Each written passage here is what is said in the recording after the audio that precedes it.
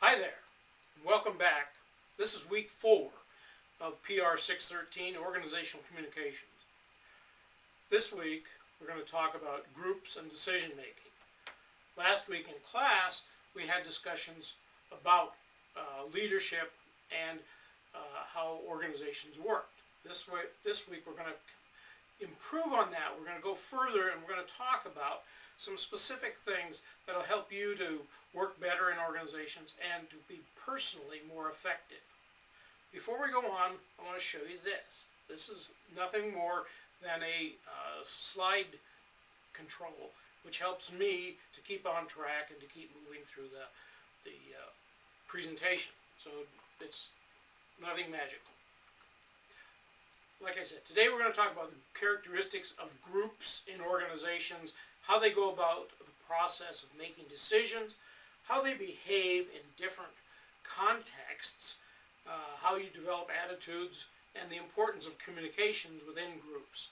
We'll talk about group operations, group communications, and again, how you can be the most effective whether you're working in a group or leading one. What do groups have in common? How do you characterize them? Well, most academics, most theoreticians talk about groups as being 3 to 20 people. Some can be larger, can't be much smaller, but they are concentrations of people who come together for some shared purpose. They have shared interests. In other words, they come together because of a work effort. They come together because of a social effort. They come together because they are on a team that has an athletic interest. Importantly, it's for groups to work well, to achieve the functions they were designed to do, there has to be a psychological, positive relationship among the members. They have to share some needs and goals together so that they can work together. And as you can imagine, communications between members of a group is critical, as well as the communications top-down about what the entire organization is about, what it's supposed to do, and how it's supposed to go about its business. Let's talk a little bit about small groups. Now, I focus on small groups because, one, in the area of communications where most of us operate, or we like to operate, they are the primary group size that gets things done. And we're talking about groups from, again, 3 to maybe 8 people. Secondly, it's my conviction and my experience over time that small groups are the ones where decisions are made. Small groups are important. They then tell larger groups what to do, but not why to do it or the reasons behind it.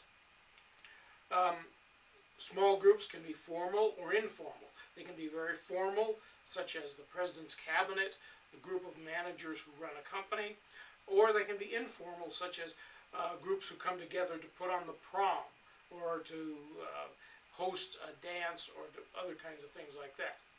They can be very task-oriented. In other words, they have a series of things to do that everybody kind of understands and agrees on, or they can be goal-directed. They can say, we have a larger, more magnanimous, more big thing to happen.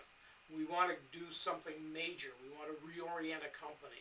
We want to, in the case of the NASA, we want to go to the moon in 10 years. So groups can be either mundane or magnificent.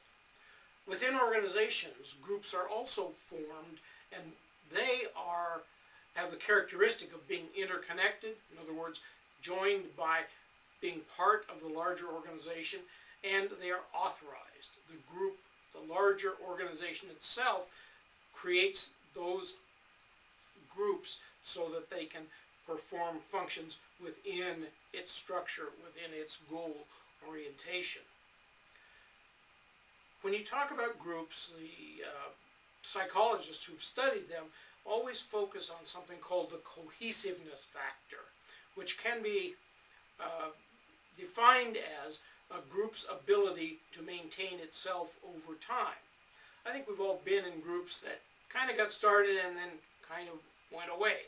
They didn't have either a purpose or a long-term goal, or they were not cohesive among the members. So they didn't have this cohesiveness factor that allowed them to become long-lasting.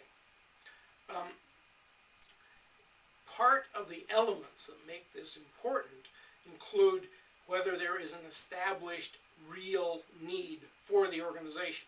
It wasn't created on a whim, or it wasn't created to meet a temporary goal.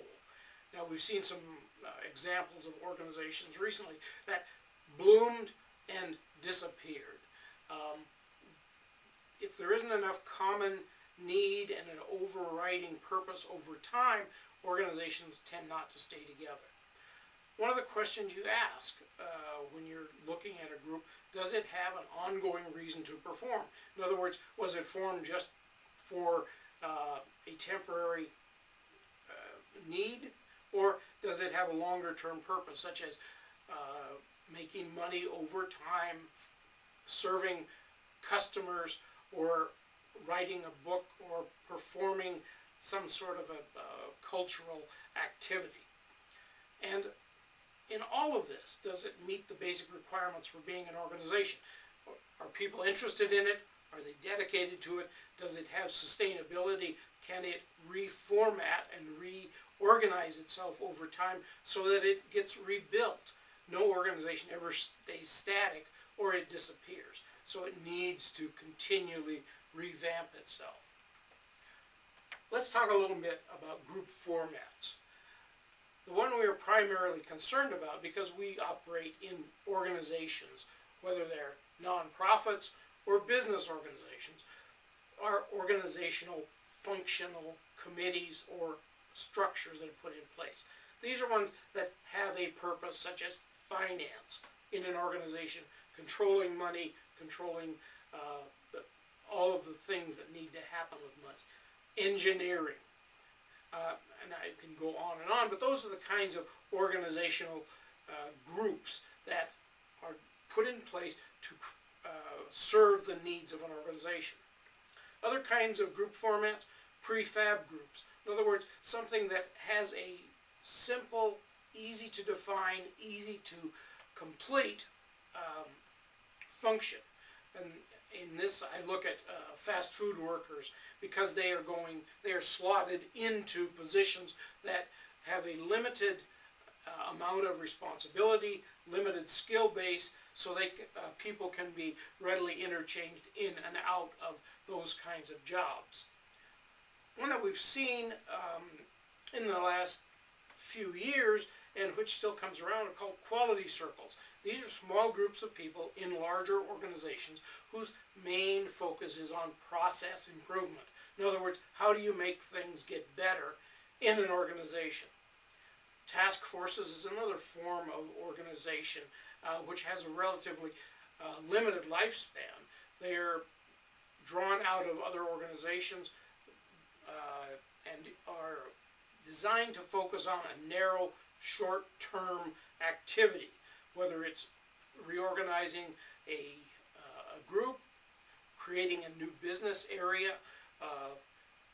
working on the reorientation of a business, or creating the inauguration of a new president.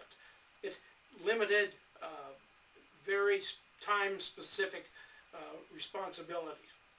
Steering committees are another form that we find in organizations. Those are designed, again, for specific purposes. They have functions that are relatively time sensitive, but they have a bigger purpose in mind. They try and get a few things done in a hurry. And finally, I want to talk about teams. Teams are most important for us in communications because we work on them, we operate on them a lot of the time. They come together for a specific purpose, and they are made up of people who are generally seen as almost equal.